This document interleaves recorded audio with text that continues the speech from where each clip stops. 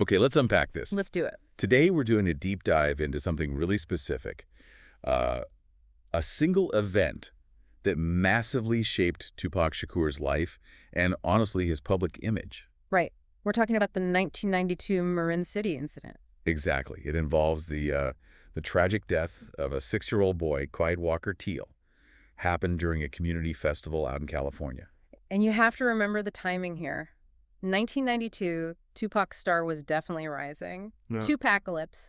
Now, his first album had dropped in 91, very controversial, very political. Yeah, making waves already. But Marin City wasn't just some random place. He lived there as a teenager. It was, formative for him. So this was personal ground, Mhm. and the festival itself was the town's 50th anniversary. Should have been a celebration. It absolutely should have been. So the big questions we need to tackle today, based on what the sources tell us, are how did this celebration just turn deadly? Mm-hmm. Why was it so hard to figure out who was actually accountable, like legally speaking? And maybe the biggest question, what does this whole mess tell us about legal liability versus maybe moral responsibility? They're not always the same thing. Not at all. Those are heavy questions, Yeah. but really crucial for understanding Tupac's whole story. Definitely. Okay, so let's make the picture. August 22nd, 1992, Marin City, like you said, 50th anniversary festival, big deal for the community. Yeah, predominantly African-American community, tight-knit, a place Tupac, had real history with. Supposed to be joyous. But then things went south fast. Right. The reports say a fight broke out. It involved people from Tupac's group, his entourage, and some local guys. And it escalated. Very quickly, suddenly there was gunfire Right. there near the festival grounds. The victim, 6-year-old Clyde Walker Teal, Yeah. hit by a stray bullet Oh. in the forehead. Killed instantly. It's just awful. And the detail that always gets me from the sources is the distance. He wasn't close to the fight. He was about 100 yards away, 100 yards. Think about that. just innocently riding his bike in a schoolyard nearby. It's absolutely devastating. He was completely removed from the conflict. Just a kid being a kid. Shows how this kind of violence just radiates outwards, Yeah. And the physical evidence, well, that pointed pretty directly, didn't it? It did. Ballistics tests confirmed it. The bullet that killed Clyde came from a .38 caliber Colt handgun. Okay. And that gun, that specific Colt, was legally registered to Tupac Shakur. Registered to him. Wow. Yeah. So after the shot, things were chaotic. Tupac and his half-brother Mopreme tried to leave the scene. But they didn't just drive off. No, an angry crowd actually stopped them. People were obviously furious, demanding to know what happened. Understandably. They ended up finding safety almost by accident, it sounds like, right in front of a sheriff's substation that happened to be nearby. Okay, so you've got this terrible tragedy, a dead child, a gun registered to Tupac, him involved in the chaos right after. Seems like a clear path for investigators, right? You'd think so. But this is where we get into that legal divide we mentioned. The criminal side and the civil side went in completely different directions. So the initial criminal investigation, Yeah. what happened there?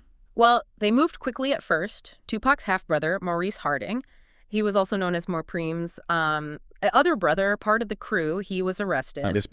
Suspicion of firing the weapon. But here's the key thing, and it's a big takeaway for you listening. Despite that arrest, despite the gun being traced back to Tupac, no criminal charges were ever filed. None. Against Harding or Tupac or anyone. Nobody. It's kind of shocking, isn't it? You have the weapon, you have a death. Yeah, it feels like something's missing. Why couldn't prosecutors make a case? What was the hurdle? Our sources point to a few things. Pretty typical in these kinds of situations, honestly. It was chaotic, eyewitness accounts, all over the place, conflicting. Right. Plus, you often get reluctance, maybe even intimidation when it comes to witnesses testifying in community incidents like this. And critically, while they had the gun registered to Tupac, proving beyond a reasonable doubt exactly who was holding it and who pulled the trigger at that specific moment. In the middle of all that chaos. Exactly. It turned out to be impossible for the prosecution. The standard of proof, beyond a reasonable doubt, is incredibly high. So the criminal case just fizzled out. It collapsed, yeah, which left this huge gap. Justice, in the criminal sense, wasn't served. And that failure, that inability of the criminal system to act, really highlights that first big idea we talked about. Legal responsibility versus moral responsibility. Absolutely. The legal system, the criminal side, hit a wall. So what happens then? The family takes another route. Precisely. Clyde's parents filed a wrongful death lawsuit. A civil case. They sued Tupac Shakur and Maurice Harding for damages. And civil court operates differently, right? Lower burden of proof. Much lower. It's based on the preponderance of the evidence, basically meaning more likely than not, rather than beyond a reasonable doubt. It's about liability, about who's responsible in a civil sense, often translating to financial compensation. So did this path lead to a resolution? It led to a resolution, yeah. Not necessarily the one everyone wanted, maybe. In November 1995, they reached a settlement. It was confidential, but sources say Tupac's record company paid the parents somewhere between $300,000 and $500,000. A substantial amount. Definitely. It provided financial closure, settled the legal liability claim, but, and this is a huge but. It didn't answer the main question. Not at all. It didn't determine who actually fired the gun. So the settlement kind of closed the legal books, but that core question of who was truly personally responsible, still unanswered, left hanging. And that lack of a definitive answer, that lingering uncertainty, must have just torn through the community in Marin City. Oh, absolutely. The sources make it really clear. This wasn't just some news story for them. This happened in their community, at their celebration, involving someone they considered, one of their own who made it big. A betrayal, almost. Some definitely saw it that way. The sources use phrases like a painful betrayal of trust.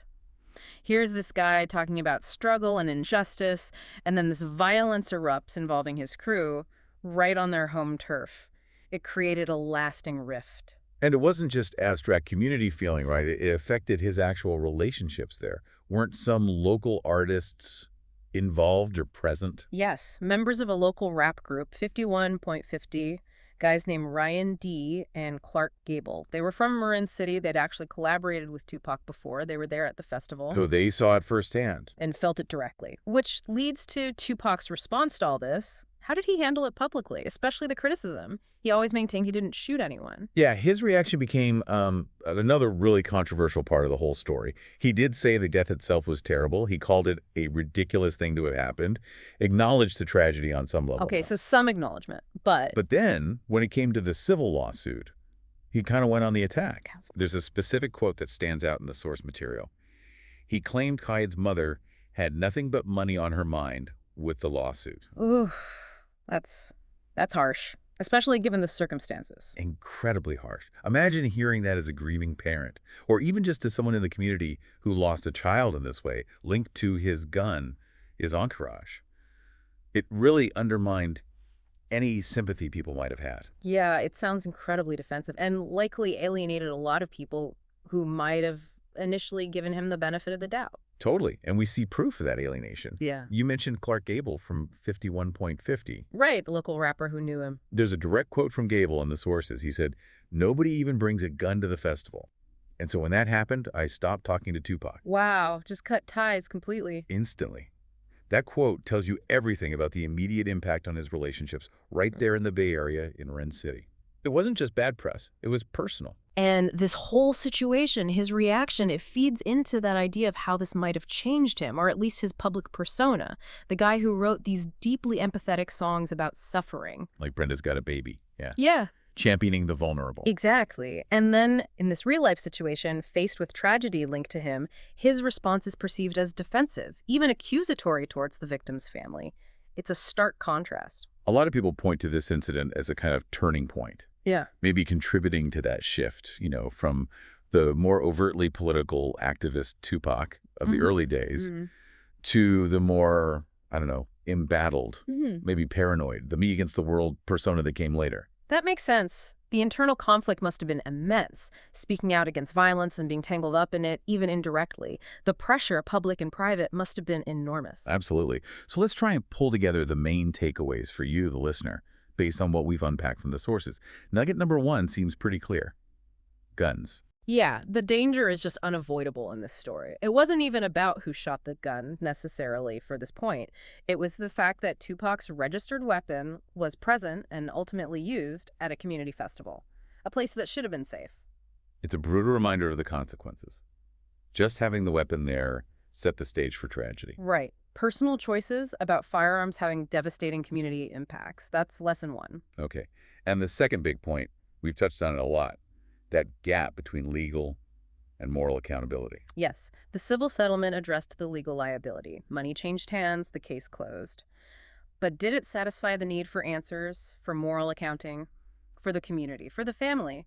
The sources suggest probably not. The legal system provided an answer, but not the answer maybe people craved. Precisely. The book was closed legally, but the wound, the moral wound, remained open. And the third point, maybe the most important, bringing it back to the victim. We have to. Quade Walker Teal, 6 years old, riding his bicycle. The sources really emphasize his innocence, his vulnerability. Just a bystander. An emblem, really, of how devastating these conflicts are for the people caught in the crossfire, especially children.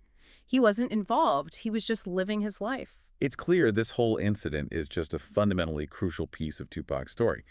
Dark, complicated, shows how fame, violence, controversy, tragedy were all just intertwined in his life. And how it likely shaped his art going forward, too. For sure. And the sources really drive home a point about remembering Kayed.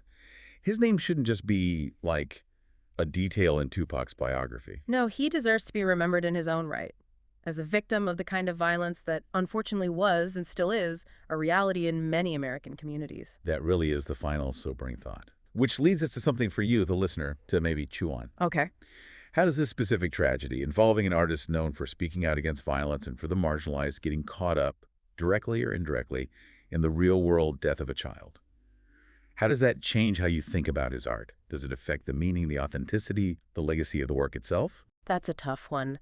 Does the art stand separate from the life? Or are they inseparable, especially when the life involves something this tragic? Something to definitely think about.